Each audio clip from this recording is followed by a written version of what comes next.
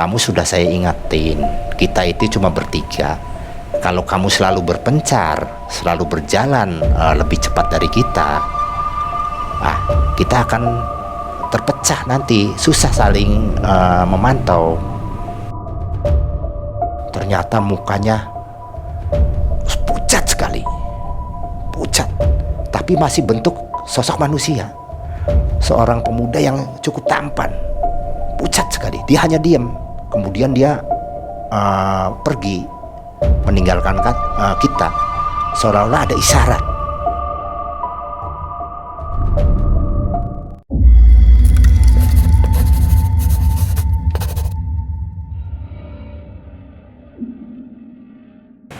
Assalamualaikum warahmatullahi wabarakatuh. Selamat berjumpa dengan saya Kang Idod. Semoga sobat mengulas malam masih dalam keadaan sehat walafiat, diparingi banyak rezeki dan dimudahkan semua urusannya. Amin ya robbal alamin. Kali ini saya akan membawakan suatu kisah di mana kisah tersebut akan menceritakan perjalanan saya pada tahun 1997 ketika saya mendaki ke Gunung Ciremai bersama rekan-rekan. Betapa mistisnya, serunya cerita pada waktu itu. Nah, sebagaimana mungkin sobat mengulas malam ketahuin, dimanapun situasi di gunung itu memang penuh dengan mistik dan ritual, di mana seseorang, terutama para pendaki, itu wajib menjaga adab, tata cara dan bicara, jangan sembrono. Kemudian dilarang juga merusak tumbuh-tumbuhan yang ada di sekitarnya. Ikutin adab-adab yang memang sudah ditentukan oleh petugas di mana kita akan mendaki. Itu tip yang memang secara umum ada pada para pendaki. Berawal pada tahun 1997, kala itu saya sudah berbincang-bincang dengan teman-teman lama. Ada yang teman itu semasa SMA, ada juga yang teman semasa SMP. Kita berempat waktu itu. Dari perbincangan itu sudah disepakatin kita akan melakukan pendakian di Gunung Ciremai.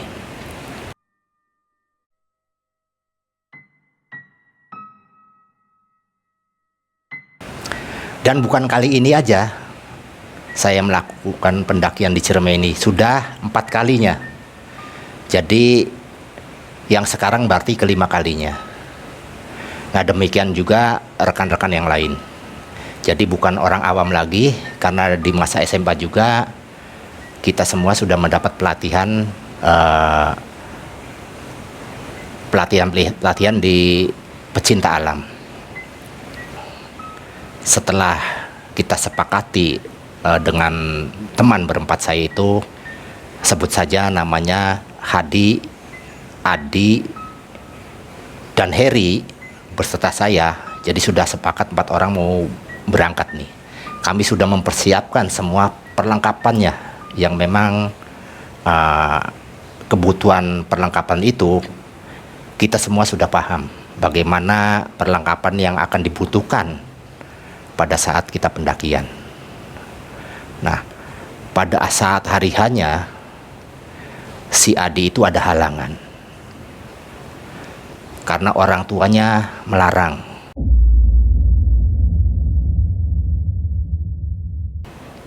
Mungkin saya juga nggak tahu sebabnya. Jadi setelah beberapa lama kita merencanakan, kan tidak mungkin begitu saja kita gagal. Akhirnya kita sepakat berangkat bertiga. Singkat cerita, setelah persiapan dan perbekalan semua kita siapkan, akhirnya kita menuju lokasi di mana mulai kita mengadakan berkumpul-kumpul di satu tempat di mana kita akan memulai pendaki. Nah, kebetulan di Gunung Ciremai itu ada 4 awal pendakian. Yang pertama itu yaitu di Apui, letaknya di Majalengka di sebelah selatan. Kemudian yang kedua itu Linggasana, itu adanya di Kuningan, Kabupaten Kuningan. Kemudian Palutungan juga di Kuningan, dan yang terakhir itu Linggarjati. Saya sengaja memilih lokasi pendakian melewati jalur pos Linggarjati.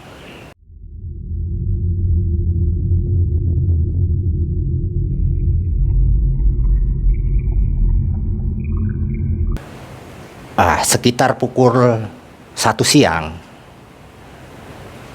kita bertiga akhirnya sampailah ke tempat pos pemberangkatan. Nah, di situ kita didata oleh petugas yang ada di situ, dan ternyata karena musim-musim itu musim pendakian, ternyata bukan saya dan rekan-rekan aja yang hadir di situ. Ada sekitar kurang lebih 6 grup lah. Jumlah orangnya sekitar 25 orang lebih lah yang menunggu akan berangkat menuju puncak dari jalur Linggarjati. Jadi di situ ada grup yang dari Jakarta, ada yang dari Bandung, ada yang dari Bogor, dan ada yang memang dari wilayah setempat, dari Kuningannya. Jadi, nah, kurang lebih setelah kita menunggu beberapa persyaratan, akhirnya pemberangkatan mulai dibuka sekitar pukul 4:30 sore. Kita berangkat dengan target bahwa di puncak itu pada saat sekitar pagi hari lah, sebelum subuh, kita akan melihat terbitnya matahari. Itu yang memang semua pendaki itu bertujuan untuk itu.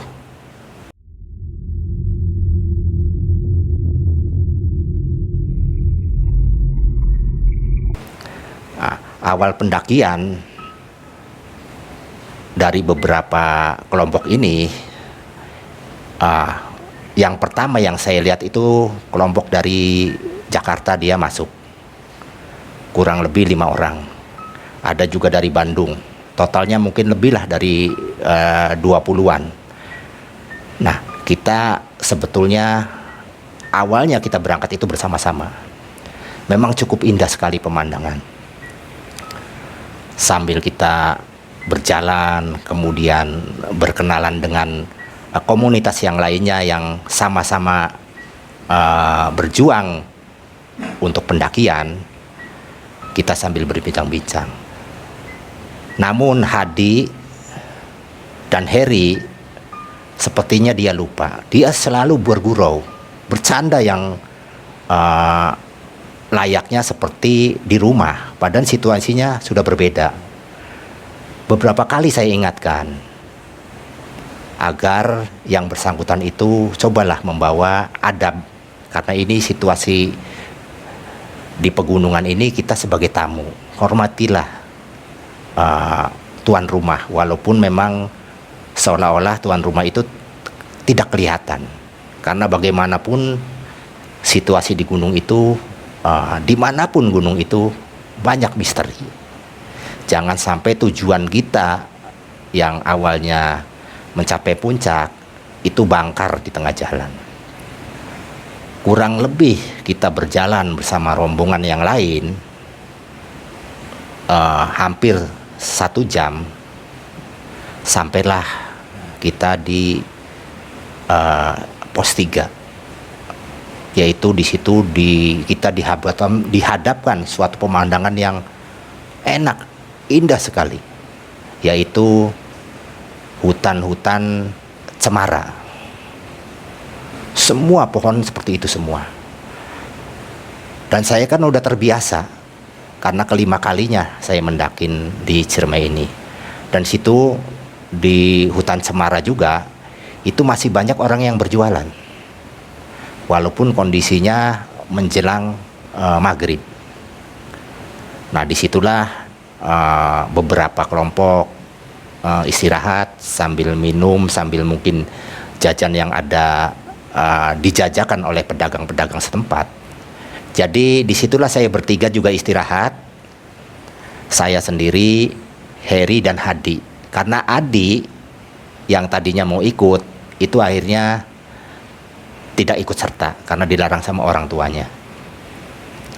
Asik kita minum sambil menunggu waktunya maghrib.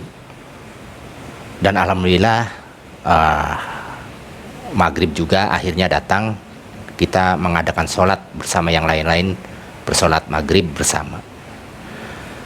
Selang sholat maghrib kita lakukan lagi perjalanan. Nah, baru 10 menit kita meninggalkan hutan cemara atau hutan pinus. Sepertinya si Hadi ini ada sesuatu yang berbeda. Saya perhatikan yang tadinya dia selalu bersama dengan Heri, ternyata Hadi itu sepertinya ada seseorang yang menggantikan Heri. Jadi saya juga aneh melihat kondisi dan gerak-gerik Hadi yang dia sepertinya tidak bersama Heri lagi. Saya merasa aneh. Sepertinya ada sesosok yang si Hadi ini nyaman.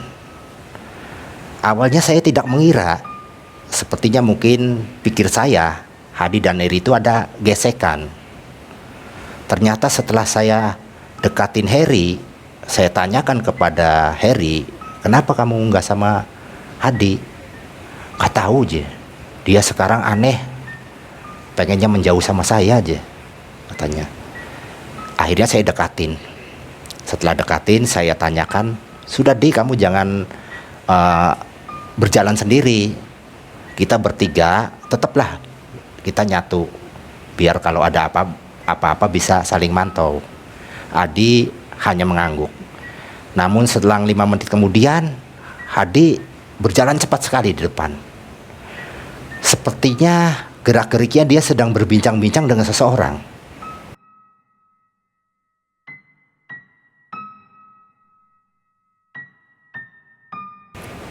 Padahal yang saya lihat, Adi hanya sendirian. Nah, akhirnya Heri mengejar juga, takut terjadi apa-apa. Hampir kita berjalan kurang lebih setengah jam lah.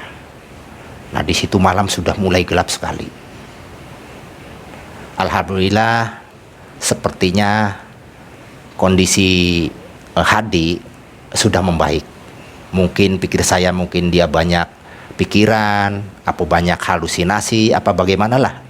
Akhirnya kita istirahat lagi di satu tempat. Akhirnya saya coba berbicara dengan Hadi dari hati ke hati. Di, kamu sudah saya ingatin, kita itu cuma bertiga. Kalau kamu selalu berpencar, selalu berjalan lebih cepat dari kita, kita akan terpecah nanti, susah saling memantau. Nah, disitulah Hadi berkata, iya Dod, tadi tuh saya kasihan, saya melihat ada seorang pemuda yang tanggung, nggak tahu, pikir saya itu satu rombongan yang tertinggal. Nah, dia selalu mengajak saya agar menemani dia. Saya kan merasa kasihan, itu kata Hadi.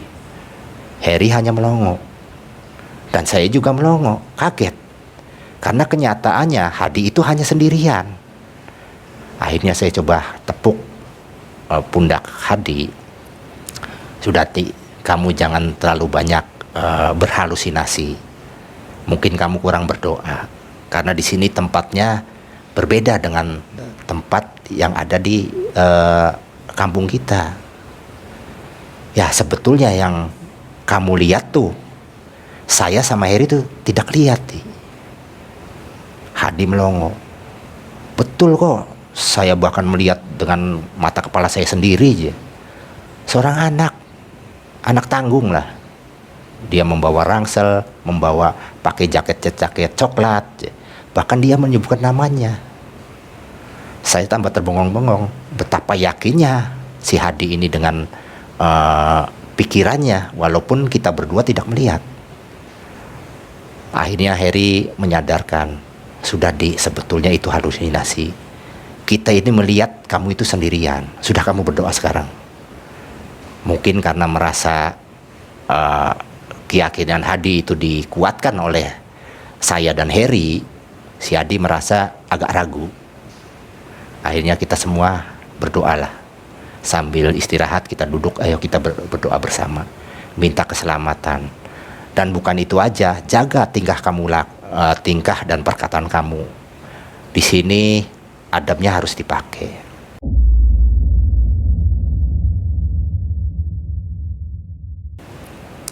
Kamu kan bukan pendaki yang awal, kamu sudah menjadi pendaki yang sudah berpengalaman, maka lakukan aturan-aturan yang ada di gunung ini. Hadi hanya menganggut-anggut, sepertinya ada perasaan dalam dirinya, rasa takut yang luar biasa. Saya coba menenangkan dia. Sudahlah, anggap aja nggak ada, nggak usah dipikirkan. Yang sudah-sudah, kan kita sudah berdoa. Mudah-mudahan kita masih dalam lindungan Tuhan. Adi hanya menganggut. Akhirnya baru saja saya istirahat, baru berkata-kata dengan yang lainnya, beberapa rombongan yang lain lewat. Sambil dia memberi salam, ayo saya duluan ya. Oke, kata situ. Disusul dengan rombongan lain. Nah, tiba-tiba dari rombongan itu, di belakang rombongan itu tiba-tiba muncul seorang nenek. Saya kaget. Bahkan yang melihat bukan saya saja. Hadi, Heri dan saya, tiga-tiganya melihat. Pikir saya mungkin ini penduduk setempat. Setelah rombongan yang di belakang itu lewat, muncullah nenek-nenek. Kurang lebih usianya sekitar 60 tahunan lah lebih. Dia pakai kebaya seperti layaknya kebaya-kebaya orang daerah. Kemudian dia mendatangin saya sambil menunjuk dengan muka yang tanpa ekspresi. Dia berkata dengan suara yang pelan, "Adik-adik, hati-hati." Cuma itu. Kemudian dia cuma lewat, mengikuti rombongan yang di depannya. Saya pikir bertiga juga bengong. Masa ada seorang nenek ikut mendaki gunung? Tapi walaupun perasaan itu susah dicerna oleh pikiran saya waktu itu, saya berpikir positif saja waktu itu. Mudah-mudahan ujangan nenek ini ada baiknya, bahwa kita suruh berhati-hati. Saya utarakan itu kepada kedua teman saya itu. Nah, mulai sekarang kamu berhati-hati. Sudah, nggak usah kamu menilai menyeleksi siapa nenek itu. Pusing, biarkan aja. Yang penting bahasanya itu manfaat buat kita. Nah, akhirnya kita melakukan lagi suatu perjalanan. Nah, di mana malam sudah mulai gelap, ya, dan saya sudah terpisah dengan rombongan-rombongan lain.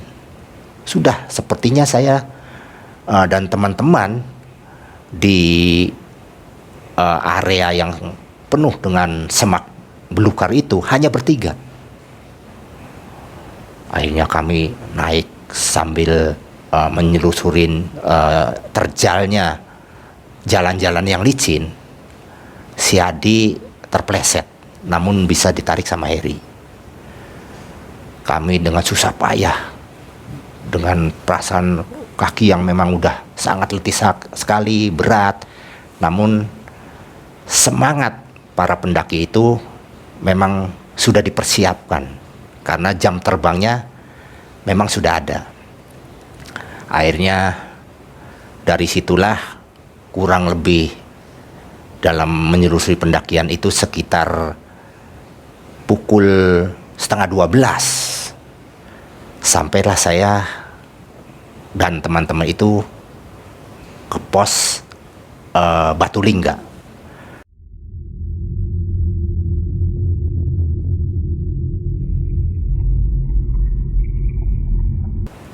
Kurang lebih itu pos 9 lah kalau nggak salah dari jalur pendakian Linggarjati.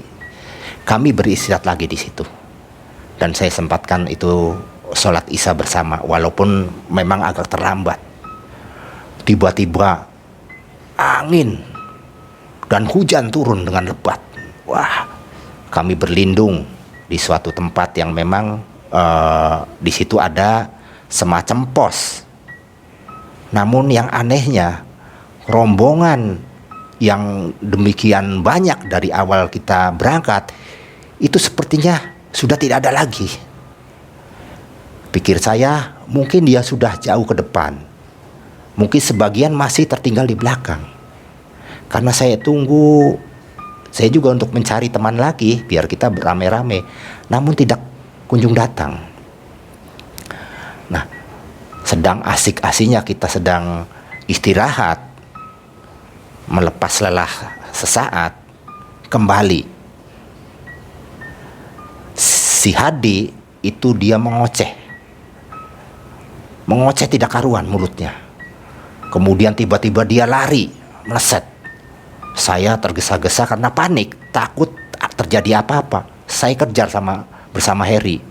Dia masuk ke arah kalau arah puncak itu sebetulnya lurus, dia masuk ke arah kanan.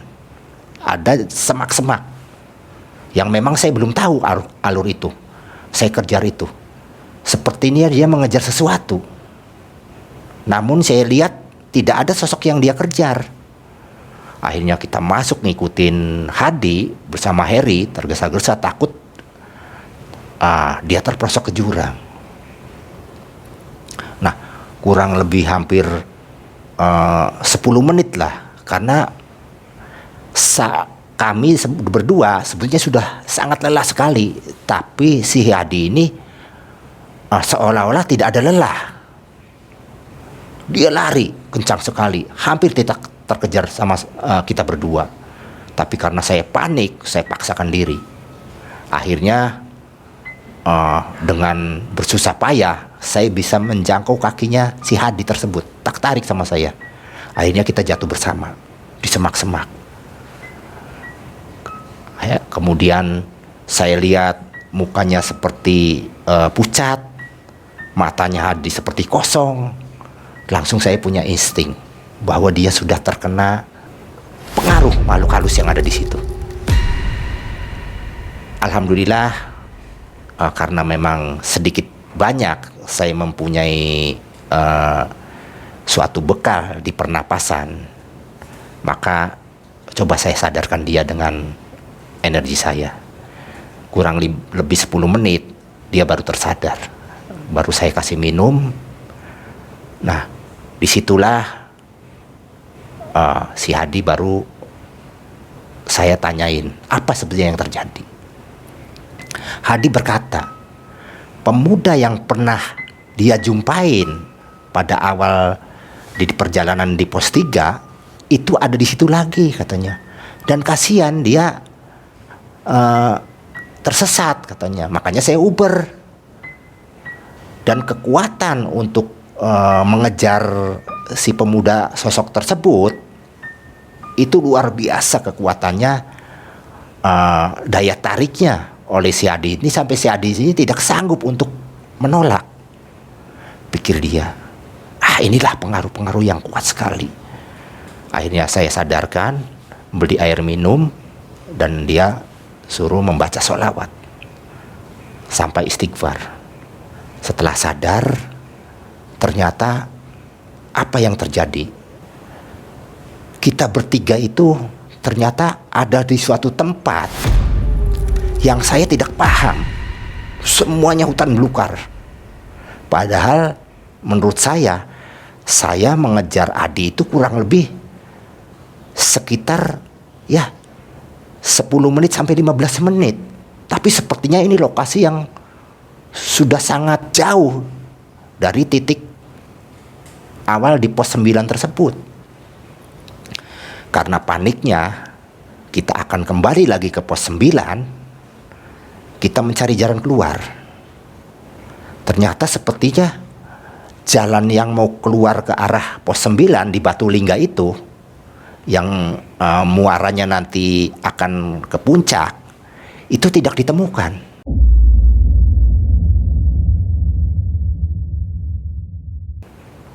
Bahkan sampai saya melihat ke kiri, ke kanan, ke 4 penjuru, saya coba buka-buka jalur-jalur setapak, hanya sia-sia. Yang ada pohon-pohon besar. Setelah saya senter, ternyata di kaki saya itu pucuk-pucuk pohon cemara semua. Untung saya tidak terpelosok ke situ.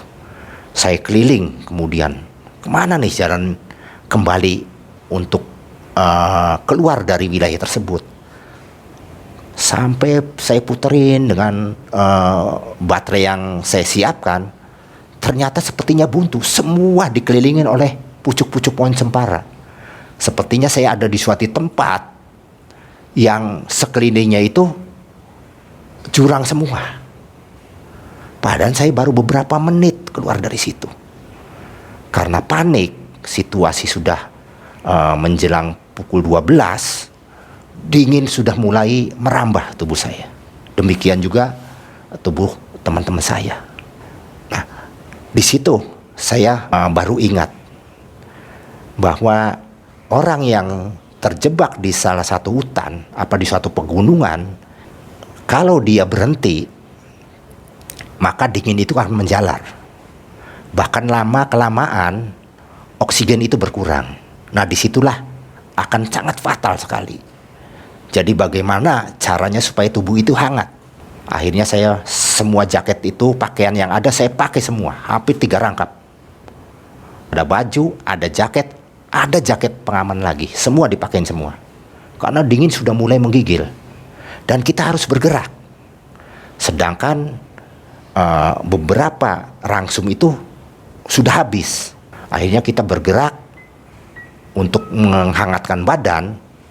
Kita sambil mencari jalan-jalan yang bisa keluar dari jebakan situasi hutan tersebut. Namun sia-sia. Tapi kembali saya harus gerak. Pokoknya jangan diem. Kalau diem semuanya terasa dingin, akan beku. Waktu itu rekan saya, Hadi dan Heri, sempat putus asa. Demikian juga saya. Karena apa? Sudah hampir 10 kali saya muterin tempat-tempat tersebut dengan teman-teman, tidak dijumpain jalan keluarnya. Ini sungguh aneh sekali. Akhirnya kita merasakan situasi yang memang sangat mencekam. Ada dalam perasaan benak masing-masing, seperti pada diri saya sendiri perasaan mungkin inilah saatnya saya ini menjelang ajal, menjelang maut. Kalau sampai pukul 4 tidak keluar, karena dingin sudah mulai merambah luar biasa. Bibir sudah mulai beku, ngirup udara juga sudah mulai sesak, karena di mana ketinggian dalam ketinggian tertentu, oksigen itu berkurang. Jadi kita harus bergerak. Sedangkan kondisi fisik sudah tidak memungkinkan. Heri melakukan adan terus-menerus. Demikian juga kita berdua. Namun tidak ada satupun orang-orang pendakian yang mendengar. Pikir saya, kalau ada pendaki yang terlambat datang sebelum saya ke Batu Lingga, mudah-mudahan terlihat api obornya. Karena pada umumnya Kalau pendakian di Ciremai itu ada yang menggunakan obor, itu biasanya warga setempat, ada yang menggunakan senter baterai. Nah itu terlihat cahayanya. Namun sampai pukul 1 malam, di mana saya terjebak itu sudah hampir 2 jam, tidak ada tanda-tanda kehidupan. Bahkan semakin malam, semakin terdengar auman, suara-suara binatang yang bermacam-macam. Terdengar suara seperti hendusan-hendusan babi, hos, hos, hos. Kaget saya waktu itu. Kami semua panik. Walaupun adzan terus-menerus kita lakukan. Diseling juga suara auman seperti harimau.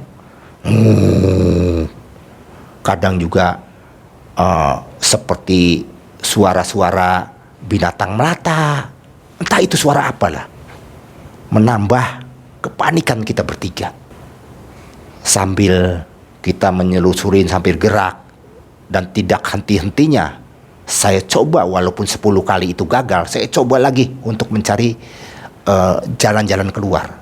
Terus sambil bergerak badan ini. Kurang lebih area yang saya keliling ini tidak terlalu lebar lah.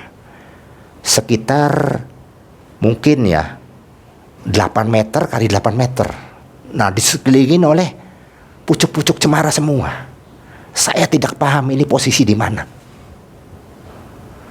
Akhirnya coba saya ngambil sudut sesuatu yang memang ada belum pernah terjangkau.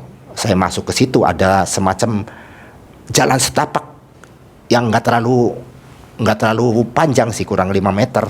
Saya pikir sama teman-teman ini jalan keluar.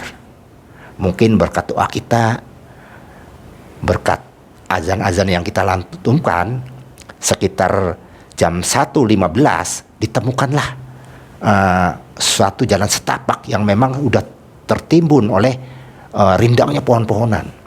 Dan saya yang tidak bisa saya bayangkan lagi, kondisi saya terjebak itu ternyata pohonnya besar-besar di situ, penuh dengan pohon besar, ada yang pohon tumbang. Saya akhirnya bertiga itu melewati pohon yang tumbang untuk memasuki wilayah jalan setapak tersebut. Perasaan sepertinya agak gembira, agak bahagia sekali, seolah-olah jalan keluar untuk kita hidup itu muncul. Kita sambil berangkulan, Hadi meneteskan air mata. Demikian juga Heri, saya juga demikian. Betapa sedihnya waktu itu terjebak dalam kondisi antara hidup dan mati. Saya ikutin jalur tersebut. Ternyata arahnya itu ada sebuah batu besar di situ. Batu besar seperti altar. Saya senter karena gelap sekali. Kondisi waktu itu agak mendung dan juga tertutup oleh rimbunan pohon-pohon besar. Saya senter situ. Ternyata batu altar itu dipenuhi oleh bunga-bunga. Bunga-bunga semacam bunga-bunga tempat sesajen, dan beberapa tempat dupa ada di situ. Saya kaget waktu itu. Ini apa lagi? Namun apa boleh buat, saya udah masuk ke situ.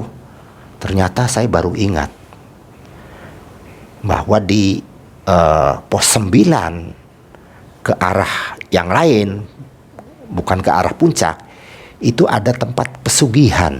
Saya pernah mendengar, cuma itu baru cerita. Dan ternyata saya mengalami sendiri posisi ada di sana. Pikir saya dan teman-teman, kalau ada ini tempat pesugihan, pasti ada juga jalan keluarnya. Nah, walaupun saya merasa awalnya gembira, kemudian setelah memasukin jalan setapak itu timbul buntu lagi, cuma tidak seperti putus asa pada saat saya terjebak di awal. Ada harapan, mungkin ada jalan keluar lagi. Saya kemudian sorot batu altar tersebut karena baterai itu sudah mulai berkurang cahayanya, sepertinya mau habis karena udah berjam-jam dipakai. Kebetulan Hadi juga membawa baterai, penerangan, Heri juga bawa. Nah, yang punya Hadi itu sudah tidak berjalan, sudah habis baterainya, tinggal punya Heri dan saya. Dan saya juga sudah mulai ketap-ketip. Makanya saya bilang kepada Heri, sudah irit baterai kamu, biar pakai saya aja sampai habis. Nanti kalau ini habis, pakai yang ketiga. Dengan baterai yang memang sudah sangat redup, saya sorotin lagi altar tersebut. Barangkali bisa sejenak saya untuk duduk dan melepas lelah di situ. Setelah saya raba-raba batu tersebut, ternyata ada semacam cairan. Cairan itu saya pegang-pegang, sepertinya agak lengket. Setelah saya sorot lagi, karena baterai ini tidak terlalu jelas, akhirnya saya minta bantuan Heri. Tolong baterai ente lah, ini lihat apa nih. Karena saya mau duduk di situ, mau rebahan, udah pinggang saya udah nggak kuat. Setelah disorot dengan baterai yang cukup terang, saya terhentak. Demikian juga rekan-rekan. Apa itu? Ternyata darah. Kaget juga saya, darah. Kok ada darah di situ? Sorot, kemudian keliling, betul. Batu altarnya besar sekali. Dan di situ ada bekas darah. Pikir saya mungkin darah ini mungkin darah hewan, karena saya cium itu anjirnya berbeda. Cuma karena terkena embun, jadi agak sedikit mencair. Nah, disitulah kita bertiga ada perasaan sedih, putus asa, bahkan takut menyelimutin kita bertiga. Namun bagaimanapun kita harus hidup. Kita tinggalkan tempat ini, kita coba cari jalan yang lain. Akhirnya coba saya tinggalkan dengan batu senter yang baru. Setelah melihat ternyata ada sosok seseorang, ada perasaan senang di saya itu. Mungkin ini pendaki yang muncul, tapi saya anehnya saya lihat kok dia cuma sendirian. Eri harinya menyenter, mendekatin. Ternyata si Hadi yang kenal. Dod, itu yang ketemu dengan saya, pemuda itu. Terhentak saya. Oh, ternyata si Heri itu, si Hadi itu, waktu di pos 1, di pos 9, dia ngejar-ngejar tuh sosok ini. Saya ada perasaan kaget. Apa benar ini manusia? Apa memang ini bukan? Karena pada saat itu kita bertiga melihat, ada harapan barangkali ini penduduk setempat. Akhirnya coba Heri memberanikan diri mendekatin, karena posisinya dia menghadap membelakangi kita. Cuma masih di sekitar altar. Setelah kita mendekat, kemudian Heri menanya, "Mas, maaf ya, saya ini tersesat. Mas dari mana? Tolonglah, kasih jalan." Namun sepertinya sosok itu diam, tidak bergerak sama sekali. Heri juga hanya menjaga jarak. Mungkin antara takut, ragu, dan berbagai pikiran yang menyelimuti dirinya mengenai sosok tersebut. Nah, untuk menenangkan dia, akhirnya saya mendekatin Heri. Coba saya membantu pembicaraan ini. Ya Mas, tolonglah. Kalau Mas penduduk sini, mungkin tahu jalan keluarnya. Tolong saya lah. Namun kembali, dia hanya diam. Setelah Hadi mendekat, Hadi kemudian berbicara lagi dengan dia. Sosok tersebut berbalik. Ternyata mukanya pucat sekali. Pucat. Tapi masih bentuk sosok manusia. Seorang pemuda yang cukup tampan. Pucat sekali. Dia hanya diam. Kemudian dia pergi. Meninggalkan kita. Seolah-olah ada isyarat. Saya antara perasaan takut, ragu, dan semua berkecamuk dalam pikiran saya. Namun tidak ada pilihan. Karena Hadi itu mengikuti dia. Akhirnya kita semua cobalah ngikutin, walaupun perasaan itu ada perasaan yang luar biasa. Tidak ada pilihan, jadi ngikutin. Ternyata masuk semak-semak, kita ikutin aja.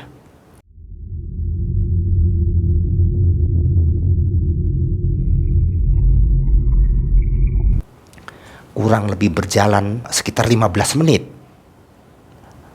Dan untungnya si pemuda yang membawa saya ke arah jalur yang nggak tahu kemana, itu bisa saya ikutin, tidak terlalu cepat. Betul, ternyata sampailah ke Batu Lingga. Dan itu sudah pukul 3 pagi. Setelah di Batu Lingga, kemudian dia pergi ke semak-semak dan menghilang.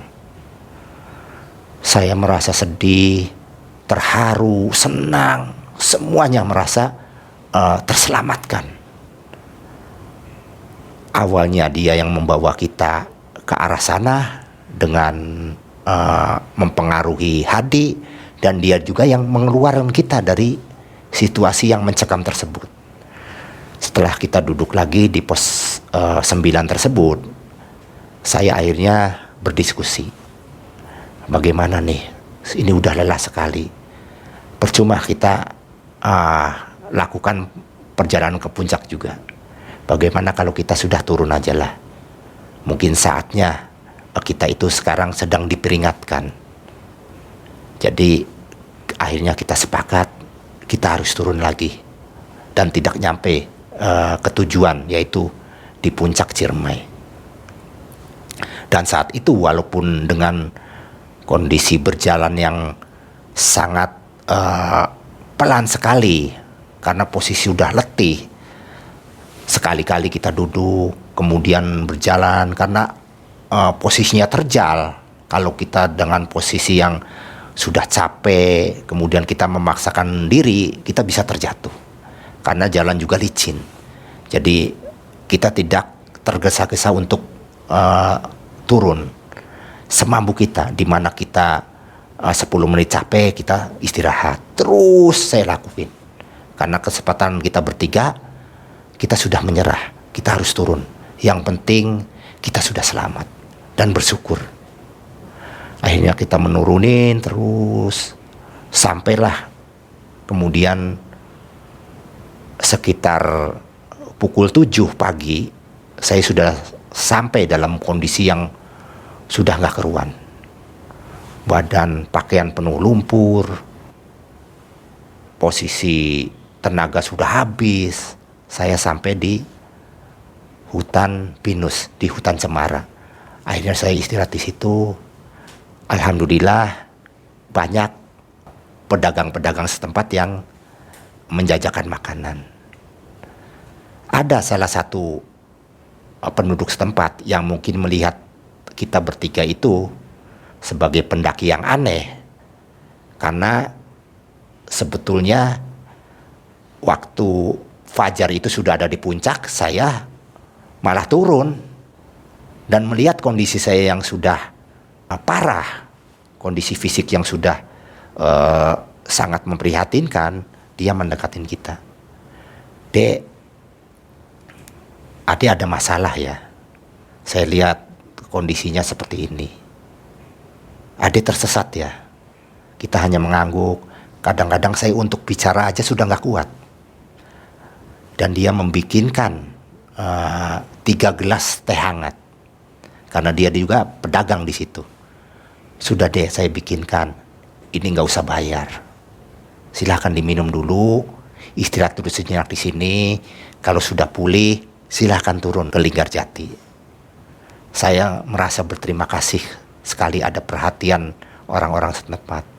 Dan yang lainnya juga hadir. Setelah kita sudah merasa perlahan-lahan tenaga itu terisi, walaupun tidak 100%, agak pulih. Ada seorang pemuda di situ, penduduk daerah yang ikut bersama orang tuanya menjajakan makanan. Kemudian bercerita dengan si Hadi.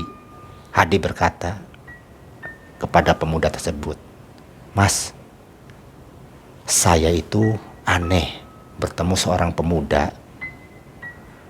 Kurang lebih usianya, ya kalau ditaksir usia sih mungkin sekitar 18 sampai 17 tahunan. Dia menggunakan jaket coklat. Dan dia selalu hadir kepada saya, bukan kepada teman-teman saya ini, kata Hadi. Dan itulah yang membawa saya tersesat ke suatu di mana itu ada sebuah altar. Nah, dan dia juga yang membawa saya keluar dari wilayah tersebut. Saya hanya mendengar cerita Hadi dengan pemuda setempat tersebut. Dan pemuda tersebut itu hanya menganggut-anggut. Masnya dari mana? Kata dia tuh. Oh, saya ini dari Cirebon. Oh, deket ya, itu di kota ya, kata dia tuh. Iya mas, tahun kemarin itu ada pendakian yang meninggal. Nah, ciri-cirinya seperti mas yang ceritakan. Bahkan dia juga menggunakan jaket coklat. Dia tersangkut di bebatuan. Nah, itu ternyata yang meninggal itu bukan dari kota lain. Ternyata dia dari Kuningan juga. Saya hanya terdiam. Dan Heri juga demikian. Beberapa keanehan muncul. Namun sepertinya ini terjawab. Oh, ternyata yang bertemu dengan Hadi tersebut pemuda yang meninggal di Ciremai 1 tahun sebelum saya mendaki. Nah, ini sebagai pelajaran buat kita semua bertiga, kata saya itu. Walaupun saya dan kalian semua sudah berkali-kali mendaki dan menaklukkan puncak-puncak gunung, kalau aturan-aturan itu tidak dipakai, adab-adab tidak dipakai sebagai kita ini tamu, maka itulah akibatnya. Dan mungkin juga nenek yang kita temuin pada saat di perjalanan itu, dia sudah memberikan wanti-wanti. Beberapa sosok-sosok misterius sebenarnya masih berpihak kepada kita, yaitu memberitahu bentuk-bentuk seperti itu. Namun kembali ya dia, kata itu, Hadi, Heri, yaitu tidak bisa lepas daripada guruan-guruan keseharian. Nah, ini untuk pembelajaran buat saya pribadi maupun buat kalian. Setelah kita menikmatin minuman yang disediakan oleh penduduk setempat, pedagang tersebut, akhirnya kita turun. Kurang lebih sampailah jam 10 pagi itu saya sudah mencapai lagi ke pos awal, yaitu pos 1. Nah, disitulah akhirnya kami mengadakan memesan kendaraan untuk pulang ke rumah masing-masing. Demikianlah sobat mengulas malam, kisah ini yang saya lakukan, yang saya jalani di tahun 1997. Mudah-mudahan kisah ini menjadi pelajaran kita, di mana kita khususnya para pendaki, janganlah meremehkan suatu tempat yang memang di situ ada budaya, ada tradisi, ada aturan-aturannya.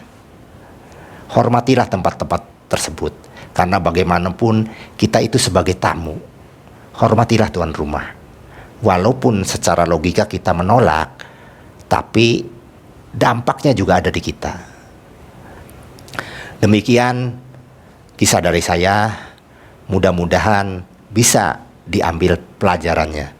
Wassalamualaikum warahmatullahi wabarakatuh.